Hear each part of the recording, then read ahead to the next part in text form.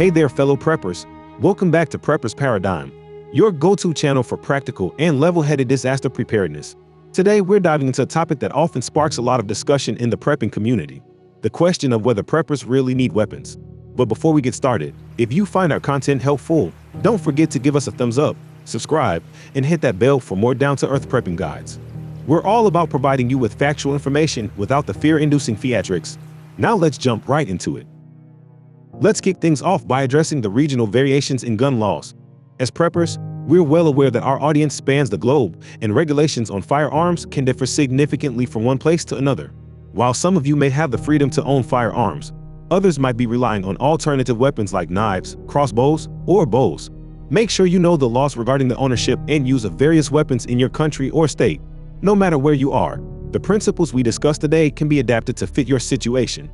An additional consideration with firearms is the availability of ammunition. After a major disaster, the supply of ammunition might dry up, and eventually even those with access to firearms may have to resort to other types of weapons. It's worth having different types where possible. So, whether you're polishing your Glock or sharpening your favorite survival knife, the key takeaway is that preparedness is about adapting to your circumstances.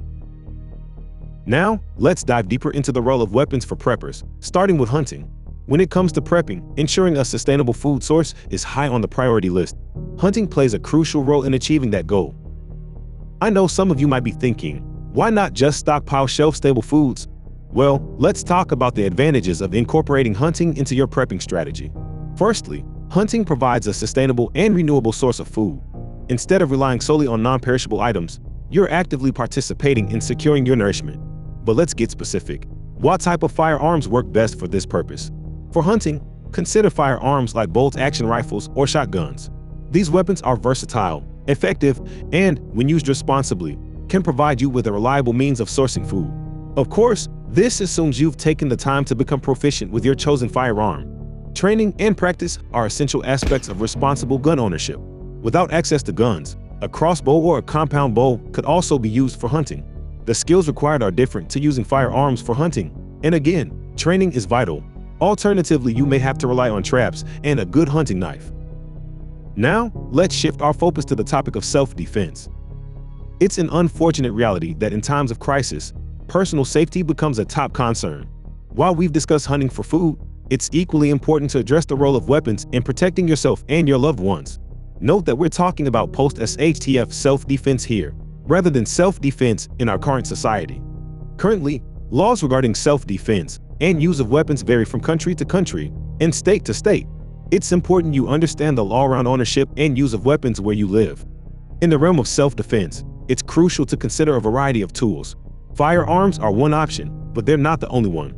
For those without access to guns, non-lethal alternatives like pepper spray or batons can be effective in deterring potential threats. Regardless of your chosen tool, proper training is paramount. Understanding how to use these tools safely and effectively is key to their success in a self-defense scenario. Now that we've covered the potential roles of weapons, let's take a step back and refocus on the basics of prepping. No matter what tools or weapons you choose, they should complement, not replace, the essentials: shelter, water, and food. These are the foundation of any prepping strategy. Before diving into the world of weapons, ask yourself, do I have a secure shelter? Is my water source reliable and clean? Have I built up a sustainable food supply? These are the questions that should be answered before we even think about weapons. Remember, prepping is a holistic approach. You can have the most advanced weapons, but without the basics covered, your preparedness is on shaky ground. So, whether you're in an urban environment or out in the wilderness, prioritize these fundamental needs first. Now, for those of you who have decided that firearms are a part of your prepping toolkit, let's delve into some key considerations. Owning a firearm, and in fact any weapon, comes with responsibilities beyond just selecting the right one. Let's explore. First off, safe storage is non-negotiable. Whether you're a seasoned gun owner or a beginner, ensuring that your firearms are securely stored away from unauthorized access is paramount. This includes investing in a quality gun safe or lockbox. Next, regular maintenance is essential. A well-maintained firearm is a reliable one. Clean it, lubricate it, and familiarize yourself with its operation. Remember, training isn't a one-time event. Regular practice builds proficiency and confidence. However, it's crucial to highlight that while firearms are valuable tools, they're not a proverbial silver bullet. Relying solely on weapons without addressing your shelter, water, and food needs could leave you vulnerable in other critical areas of preparedness. Now, as we wrap up our exploration into the world of prepping with weapons, let's talk about two essential aspects that often get overlooked: training and community. No matter what tools you have in your prepping arsenal, the importance of ongoing training cannot be overstated. Whether it's honing your marksmanship skills or practicing self-defense techniques, regular training ensures that you're prepared when it matters most. And speaking of community, building a network of like-minded individuals is invaluable. Share your knowledge, learn from others, and establish a support system. Your prepping journey becomes more robust when you have a community to rely on. Together, we can overcome challenges and share resources. In conclusion, whether you're focused on shelter, water, food, or considering the role of weapons, remember that preparedness is a holistic approach. It's about adapting to your circumstances, being responsible with your tools, and continuously learning and growing as a prepper.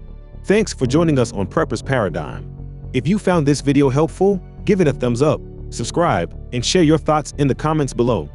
Stay prepared, stay informed, and we'll see you in the next video. Until then, this is Prepper's Paradigm signing off.